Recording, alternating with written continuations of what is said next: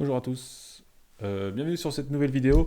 Donc on va parler toujours de WordPress. Je voulais faire des explications en fait au niveau du theme.json. Donc je vous rappelle, j'ai sorti d'autres vidéos sur la chaîne VP Performance où j'explique en fait Gutenberg, où j'explique, voilà, j'ai commencé à faire le thème VP Performance. Donc il y a une playlist qui est dédiée où j'explique pas mal de choses. Et je voulais revenir en fait sur le fameux fichier theme.json que j'ai commencé à expliquer en fait dans la deuxième vidéo où je mets les polices en fait, où j'écris en détail comment les polices seront dans le thème. Donc je vais revenir dessus. En fait, c'est un fichier qui est qui est assez méconnu. La doc est pas super explicative sur le site WordPress, on va dire, comme beaucoup de choses. Mais voilà, en fait, c'est un fichier qui se trouve. Alors, je vais enlever ma tête, hop, je me mets de l'autre côté. C'est un fichier qui se trouve dans le thème, à la racine du thème, donc c'est theme.json. Et c'est un fichier qu'on peut. En fait, il existe déjà dans le core de WordPress, donc c'est lié à Gutenberg principalement, mais c'est quand même dans le core. Et en fait, il y a des valeurs par défaut. Donc c'est-à-dire qu'on peut très bien faire un fichier theme.json qui est quasiment vide en fait et définir que quelques propriétés comme les couleurs ou les polices. Donc on n'est vraiment pas obligé de tout réécrire. Et ensuite, quand on va réécrire des valeurs dans ce fichier, dans notre thème, en fait, ça va écraser les valeurs par défaut, logiquement. Donc c'est pas mal, il y a beaucoup de valeurs. Alors je suis en train de faire un fichier là en Markdown où je mets des commentaires avec des exemples, etc. Donc il y a, de toute façon, il y a une doc en fait qui existe. Il y a aussi les définitions en fait. Donc pour avoir les définitions, si je vais là, pour avoir les définitions, on définit comme ça là, dans le JSON une URL du thème. Donc là, moi, c'est VP, c'est le 6.0. Donc c'est le thème.json, c'est la définition de tout ce fichier, ce qui va me permettre d'avoir de l'autocomplétion quand je vais écrire des choses. Bon, bah là, si je fais ça, il va me mettre blocs. Voilà, il me propose en fait, il m'assiste. Des fois même, il me dit attention, là, c'est pas autorisé ou des choses comme ça. Donc en même temps, il vérifie qu'on écrit les bonnes propriétés aux bons endroits. Et voilà, donc ça permet vraiment d'écrire tout le fichier correctement. Et ce fichier-là, cette définition, je l'ai fait sur un fichier qui est ici, donc pour avoir une idée à peu près de à quoi ça correspond. Donc il y a beaucoup de propriétés, mais tout est expliqué en détail en fait, ce qu'on attend en fait comme valeur, si c'est des objets, si c'est des strings, si c'est true ou false, enfin voilà, il y a vraiment plein de choses. Et en fait, à quoi il sert exactement? En fait, il sert à définir le thème, comment seront les polices des titres, des paragraphes, etc., les couleurs, et ensuite surtout ce qu'on va retrouver au niveau de Gutenberg dans la colonne de droite. Donc en fait, si je vais ici, hop, je me repousse un petit peu. Quand je suis ici, en fait, qu'on soit admin ou éditeur, on a toujours, en sélectionnant donc les blocs qui sont ici, donc je rappelle que avec ce petit list view, là, on voit tous les blocs. En fait, ça nous permet vraiment de voir tous les blocs qui sont dans le contenu. Et quand je sélectionne un bloc, alors pour mieux voir, vous pouvez faire ça, le spotlight mode. Ça vous donne sur quel bloc vous êtes exactement. Et là, on a les réglages sur le côté.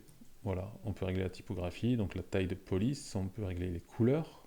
En fait, tout dépend en fait ce que vous allez définir dans le fichier JSON. Alors par défaut, tout est open, hein. On peut vraiment tout définir. Il y a beaucoup de choses qui sont possibles, customisables. On peut faire des gradients, des trucs comme ça. Donc il y a vraiment tout qui est ouvert. Et après, en fait, au fur et à mesure qu'on va construire le thème, et puis en fonction de ce qu'on veut donner comme possibilité, parce qu'en fait, si un designer fait le thème d'une certaine façon, vous n'avez pas forcément envie que les éditeurs changent, enfin, les personnes qui vont gérer le contenu changent la couleur du bouton ou se mettent à mettre des boutons arrondis alors que normalement dans la maquette c'est des boutons carrés. Donc tout ça on peut le bloquer en fait. Par défaut, voilà, il y a vraiment des choses qu'on peut bloquer. Alors si je prends une partie de ce... Alors j'ai pas encore fini, mais voilà, on peut... ne serait-ce que là, il y a le Appearance Tools qui est ici, qui permet par exemple de bloquer l'accès à certaines propriétés dans tout Gutenberg. Sinon, après, on peut y aller propriété par propriété, on peut définir Est-ce qu'on peut, par exemple, dans les colors, on peut dire est-ce que la personne a le droit de mettre un background? Est-ce que la personne peut faire du gradient? Est-ce qu'on affiche les gradients par défaut qui sont dans Gutenberg? Ou les palettes par défaut? Par exemple, si je veux autoriser uniquement que les couleurs que j'ai définies dans les palettes, je vais enlever les défauts palettes. Comme ça, j'aurai pas d'autres couleurs qui vont être rajoutées par ne serait-ce que par quel éditeur. Il va décider de faire un texte en rose alors que toute la maquette est nickel. Et là, vous vous retrouvez avec un texte en rose au milieu du truc. Donc voilà, on peut bloquer et vraiment, c'est vraiment assez précis. On peut bloquer plein de choses et donner accès qu'à quelques fonctions dans les outils sur la droite. Donc c'est plutôt vraiment bien fait. Et après, justement, c'est pour ça, c'est assez riche. Il y a beaucoup de choses. On peut aller jusque dans les blocs. Alors si je vais dans ce fichier, là, la définition, à un moment donné, on a les blocs qui sont ici, setting blocks. Donc on a tous les blocs, en fait, les core blocks qui sont ici listés les uns après les autres. Core audio, core avatar, etc. Donc la plupart, ils ont des propriétés assez classiques. Si je vais là, on a, voilà, ce qu'on affiche tout ce qui est les appearance tools, donc tout ce qui est possibilité d'afficher les borders, tout ça. Ou sinon, on peut y aller un par un. On peut enlever les couleurs, les choses comme ça, donc la personne ne pourra pas modifier la couleur, etc. Donc ça, c'est bien. Et puis, on a d'autres possibilités. Si je prends, par exemple, je vais prendre le post excerpt qui est là. On peut modifier en fait le link qui est à l'intérieur. Donc, parce que souvent c'est un texte avec un lien en dessous, donc on peut définir comment le lien sera affiché. Je ne sais plus où c'est, mais c'est voilà. On peut vraiment aller bloc par bloc. Donc tous les blocs du corps qui sont affichés par défaut dans Gutenberg, ils sont là. Et on peut tout définir. Alors généralement c'est un peu complexe d'aller dans chaque bloc, parce que bon, faut quand même tout définir, et puis il y en a un paquet. C'est quand même mieux de définir au niveau global quand on est dans les polices, les couleurs, tout ça, et après d'ajuster. Si vraiment il y a un bloc où on veut changer juste un truc, on peut aller jusque-là, c'est assez granulaire, mais voilà. Dans l'ensemble, il vaut mieux faire au niveau global. Donc ce fichier est pas mal, on peut faire beaucoup de choses. Et ensuite, donc ce que je voulais faire voir, c'était qu'il y a une nouvelle fonction aussi qui est super sympa au niveau. Alors ça marche surtout au niveau du full site editing. Donc on a ce fichier theme.json où on définit un truc de base pour le thème. Et ensuite, derrière, il y a quelque chose qui est pas mal, c'est qu'on fait un dossier styles, qui est ici, styles, et dedans, on met des fichiers de JSON qui sont exactement les mêmes que le theme.json, sauf que c'est des sortes d'enfants, en fait, comme un peu le child theme, quand on fait un thème enfant d'un thème normal. Là, c'est un peu le même principe, on va faire un fichier JSON, un theme.json, mais enfant du principal, de celui-là. Et tout ce qu'on va mettre dedans, en fait, ça va écraser celui du parent, en fait.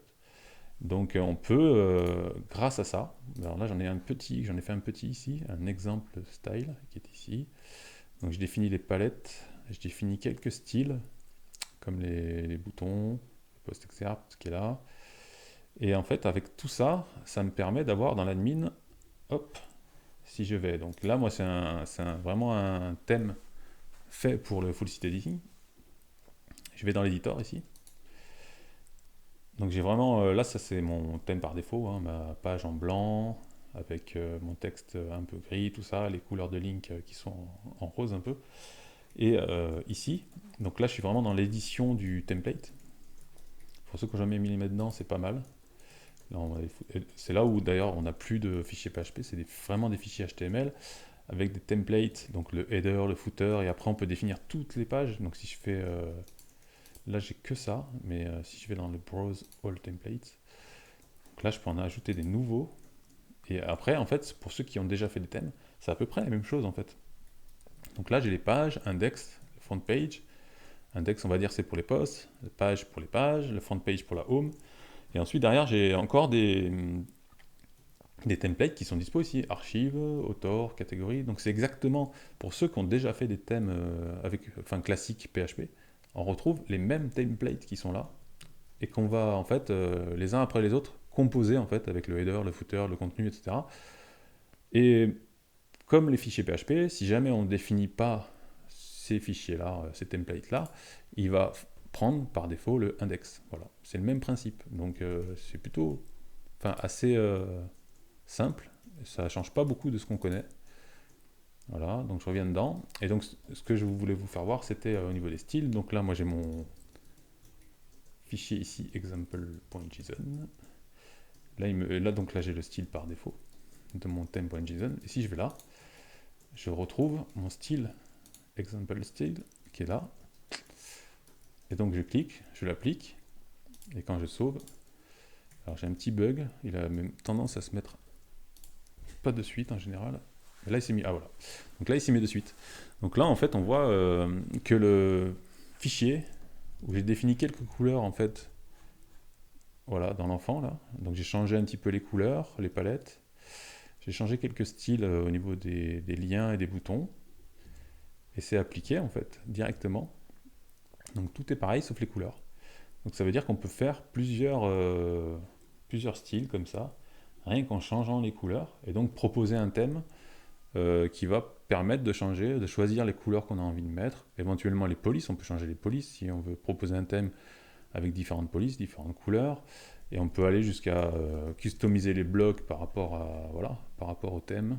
Voilà, on peut vraiment, et c'est assez puissant parce que c'est assez simple en fait, il suffit juste de faire un thème, via un fichier JSON dans ce dossier-là, et on en aura autant qu'on ajoute des fichiers, donc c'est pas mal du tout. Donc voilà, pour vous montrer en fait que ce fichier theme.json est assez puissant, permet vraiment de customiser vraiment l'admin de Gutenberg. On va essayer, je vais faire si j'enlève Appearance Tools, je fais ça, false, on va voir si ça marche. Donc je vais revenir sur un post, hop, tac, page. Donc là, je me retrouve ici, qu'est-ce que j'ai? Là, je peux modifier le style, mais j'ai pas grand chose en fait. On va essayer de voir si ça change quelque chose. Là, j'ai du texte, des faux, ok. Et si je mets un true, on va voir si j'ai une différence. Des fois, ça prend un peu de temps pour... Hop. Si je vais là... Non, j'ai à peu près la même chose, ça ne peut pas changer grand-chose. Des fois, il met un peu de temps pour prendre en considération les changements du fichier theme.json. Dernière chose que je voulais faire voir, c'est que quand on a des thèmes enfants, comme là j'avais, donc le example.json, si je vais dans l'admin et que je modifie, alors on a des multiples réglages, parce qu'une fois qu'on a... Donc on va faire un thème, on va faire des différentes couleurs, tout ça pour le thème. Donc les gens l'installent, hop, ils sont là, ils installent le thème, ok j'ai choisi cette couleur, et ensuite derrière on peut encore customiser.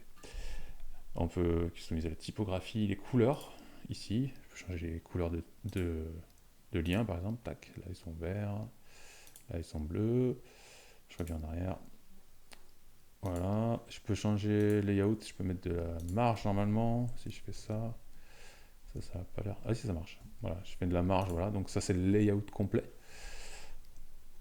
On va enlever ça, merci, je peux le laisser, voilà, comme ça.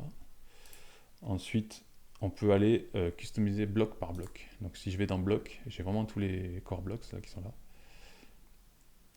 Et je peux customiser chaque bloc. Donc je parlais du excerpt tout à l'heure. Il est là. On voit que là, au niveau des couleurs, je peux customiser le texte. Imaginons qu'on met un texte orange. Et on va mettre un lien bleu clair. Voilà. Donc là, je sauve. Et normalement, ça devrait fonctionner. Donc là, c'est pas sur cette page-là, normalement c'est sur celle-là. Et donc là, j'ai bien, voilà, mon texte que j'ai customisé en orange avec mon lien en bleu clair. Donc ça prend en compte en fait les modifications, même si c'est pas écrit dans le fichier example là. On voit que lui, il n'a pas changé. Donc là, tout est là. Et ensuite, par contre, alors c'est sauvé en base, je vais vous faire voir après. Par contre, là, ce qu'il faut savoir, c'est qu'on peut éventuellement, alors j'ai un navigateur qui déconne, on peut éventuellement remettre tout à zéro. On fait reset to default. Et là, on remet tout à zéro. Toutes les couleurs, tout ça, les blocs qu'on aura customisés, on peut tout remettre à zéro. Donc ça, c'est si jamais c'était juste un test. Donc on peut tout reset. Et hop, on revient sur la configuration du fichier de base. Voilà, ça enlève tout.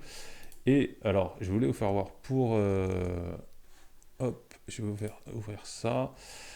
Alors, il y a un truc que je trouve pas terrible. Alors, il faut savoir que le full site editing, on peut, quand on va créer, je vais aller un peu plus dans le full site editing, quand on va créer en fait des templates, là, je vais créer des templates, et ensuite, ce qui se passe, c'est que quand je suis là, les templates ne sont pas créés en dur, en fait. Parce que moi, mes templates, ils sont là. Donc là, j'ai toujours mes 3 templates du thème. Et si je crée un nouveau template, que je vais faire là maintenant, alors j'ai combien 15 minutes? Ouais, c'est bon. Là, je fais la front page, par exemple. Je fais browse all templates. Je fais new, archive. Donc là, on va mettre juste header. Est-ce que je peux mettre le header? Il est là, voilà. Je mets le header. Je choisis un qui existe, donc c'est celui du thème. Voilà. On va juste mettre ça et éventuellement un footer. On va faire comme ça. Donc on retrouve les templates comme un bloc en fait. Voilà. Là je choisis donc mon footer de base du thème. Voilà. On va dire que là j'ai fait mon template, je sauve. Ce qui se passe en fait, c'est que le template il n'est pas là. Là je suis dans mon thème et je vois pas mon nouveau template en fait des archives. En fait ce qui se passe c'est il est sauvé en base. Et par contre moi si je veux le réutiliser, donc là je peux très bien faire tous mes templates ici dans l'éditeur et après je peux les sauver ici en fait. Je fais un export, voilà, je clique, il me sauve, et en fait si j'ouvre là, tac, et ben je retrouve tout mon thème ici, donc c'est exactement les mêmes fichiers, je retrouve vraiment tout, mes réglages, tout ça, vite, Tailwind, tout, sauf que dans template, j'ai maintenant mon archive qui est ici. Donc en fait c'est pas, ça c'est bon, c'est pas très compliqué à utiliser, mais je trouve pas ça encore super performant. Je trouve que ce serait, je sais pas, en fait, après, ils ont dû en discuter un moment, donc je pense que c'est peut-être la meilleure solution, plutôt que d'écraser ou de créer un fichier dans le thème. Mais bon, après, c'est assez simple, hein, on fait des templates, on les exporte, il exporte le thème, et après, on peut réutiliser le thème sans problème. Donc voilà, et je voulais revenir donc sur ces fameux fichiers qu'on customise là via les réglages de l'éditeur. Alors, il faut savoir que c'est sauvé en base, et comment on retrouve ça? On va dans les posts. Donc c'est dans la table des posts. Je vais dans la deuxième page. C'est pas ici. Donc là, on voit les templates qui sont sauvés, que j'ai fait. Le template que je viens de faire.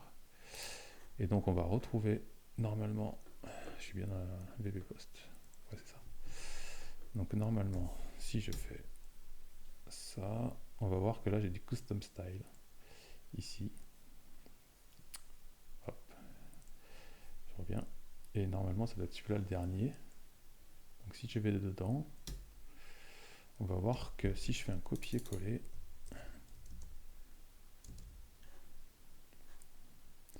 on va faire un nouveau fichier, on va faire ça, on va le sauver là, custom2.json, voilà, il me le formate, et logiquement je devrais retrouver mes couleurs. Ah voilà, donc là tout à l'heure j'avais customisé le excerpt, et on voit que je retrouve ici en fait